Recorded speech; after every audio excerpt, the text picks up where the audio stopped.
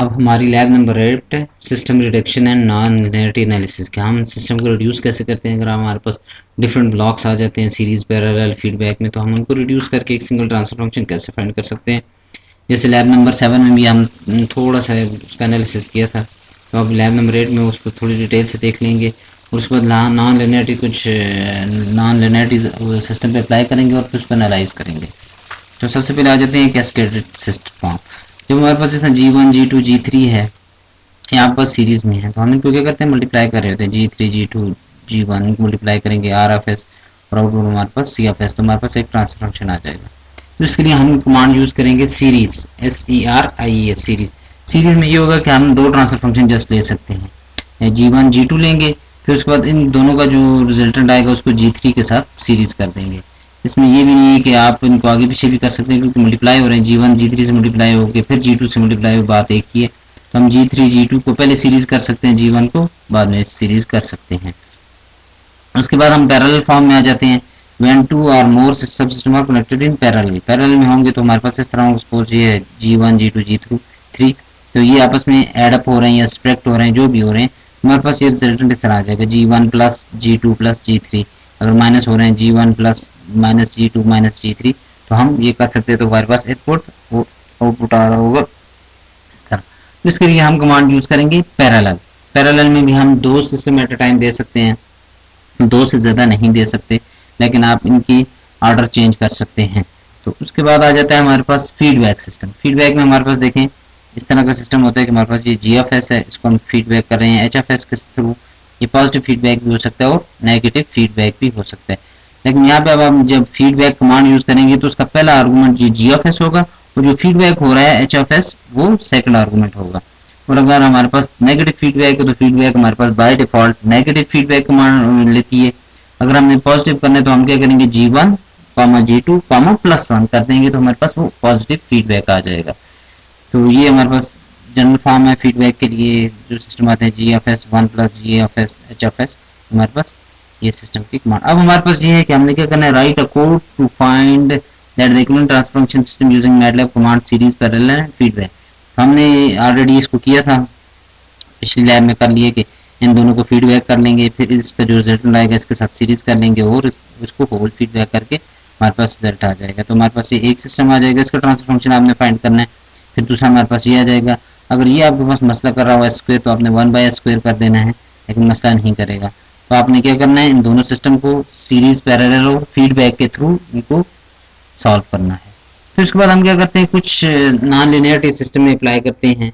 अगर हमारे पास system linear है तो हम उस पर कुछ नॉन लिनियरिटी जैसे सैचुरेशन ब्लॉक हो गया, डेड जोन हो गया और बैकलैश, तो ये हम चीज़ें अप्लाई करेंगे। तो कैसे करेंगे, वैसे मैं आपको ये देखिए, हमारे पास अगर सैचुरेशन ब्लॉक यूज़ कर रहे हैं, अगर हमारी वोल्टेज 5 वोल्ट है सर्किट के अंदर, 10 वोल्ट हो जाती है, तो हम उसको सैचुरेट कर देते हैं 5 वोल्ट तक, तो हम ये ब्लॉक लगाएंगे। तो इसके सिस्टम पे अप्लाई करेंगे। ये सिस्टम विद सैचुरेशन है और विदाउट सैचुरेशन है। हमने इनपुट 10 वोल्ट्स ली है। अभी इसको ज़रा देख लेते हैं। ये इनको मैं बंद कर देता हूँ, अभी आपको ये बता देता हूँ। ये देखें, ये मैंने स्टेप इनपुट अप्लाई की, मैंने क्या किया कि पहले सैचुरेशन ब्लॉक को देखने की कोशिश की है। अगर इसको मैं रन करता हूँ, इस देखता हूँ कि मेरे पास रिजल्ट आ रहे हैं स्कोप पे। देखें ये मेरे 5 हमारे पास सैचुरेशन आ रही है,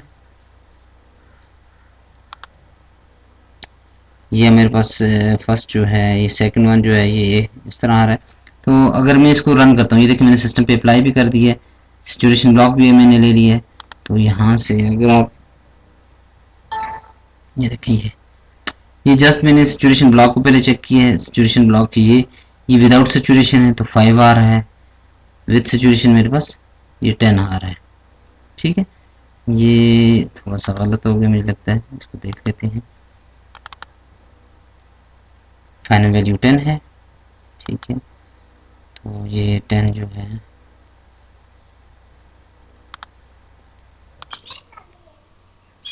तो ये ब्लॉक देख लें, ये देखिए हमारे पास स्टेप इनपुट आई, स्टेप को हमने रखा हुआ है 10, और हमने जब सैचुरेशन ब्लॉक को दिए तो ये हमारे पास जो इसकी ये आउटपुट आ रही है सिम आउट 1 में, तो ये मेरे पास सैचुरेशन के बाद आ रही है। और ये जो इनपुट है ये इस सिस्टम को भी आ रही है और यहाँ पे भी आ रही है। तो ये सिम आउट में जो हमारे पास आ रहा है विदाउट सेचुरेशन आ रही है।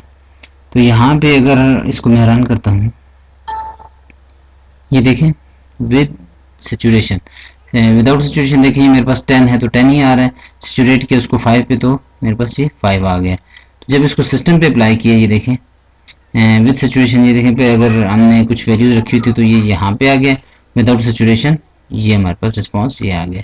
तो इसी तरह हमने क्या करना है कि बाकी भी जो सिस्टम्स हैं डेड जोन को अप्लाई करना है। डेड जोन ये होता है कि आपने कुछ टाइम के लिए सिस्टम को ऑफ कर देना है और कुछ टाइम के लिए उसको एक्टिव कर देना है, तो कुछ डेड जोन अप्लाई करना है।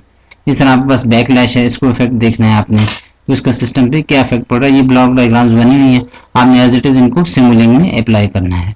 तो ये आपके पास क्या हो जाएगी, ये नीचे बताया हुआ कि आपने क्या चीज़ें करनी है, डिटेल से देख लें। तो आपके साथ आप अगर इसको पढ़ लेंगे तो आपके पास आसानी से ये लैब भी हो जाएगी। तो ये लैब नंबर आपकी 8 कंप्लीट हो जाएगी।